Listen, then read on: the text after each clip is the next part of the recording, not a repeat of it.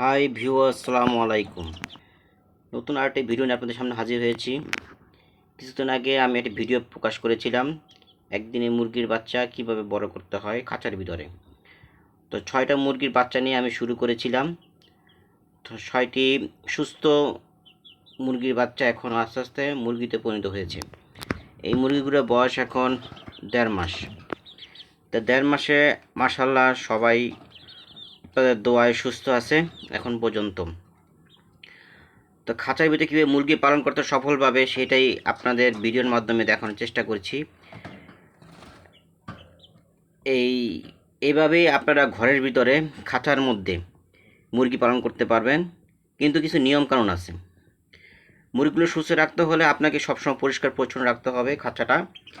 পানি দিতে হবে, বিশুদ্ধ পানি পর্যাপ্ত পরিমাণে পানি দিতে হবে।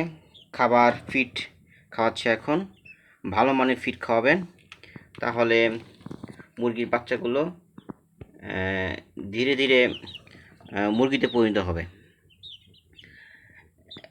এখন পর্যন্ত আমি মুরগির বাচ্চাগুলো সুস্থ আছে। এই মুরগির বাচ্চাগুলো কাজী ফার্মস থেকে কেনা।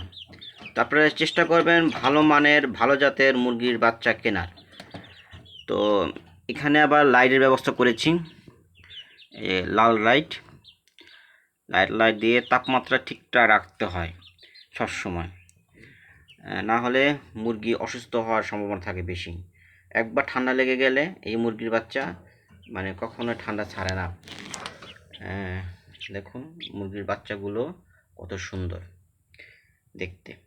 তো আমি সব সময় পরিষ্কার পরিচ্ছন্ন রাখার চেষ্টা করি এবং খাবার নিয়মিত দিই। আপনারা এভাবে পালন করলে আপনারা ফ্যামিলির যে প্রোটিনের ঘাটতি সেটা আপনারা পূরণ করতে পারবেন অনায়াসে। বাজার থেকে মুরগি কিনতে হবে না। তো আমার এই ছোট্ট ভিডিও যদি আপনাদের ভালো লাগে অবশ্যই লাইক, কমেন্ট, শেয়ার। আর যারা ফেসবুকে ভিডিওটি দেখবেন অবশ্যই আমার চ্যানেলটি ফলো দিয়ে রাখবেন। তো কথা না বাড়িয়ে আজকে এই পর্যন্ত। আল্লাহ হাফেজ, ভালো থাকবেন সবাই।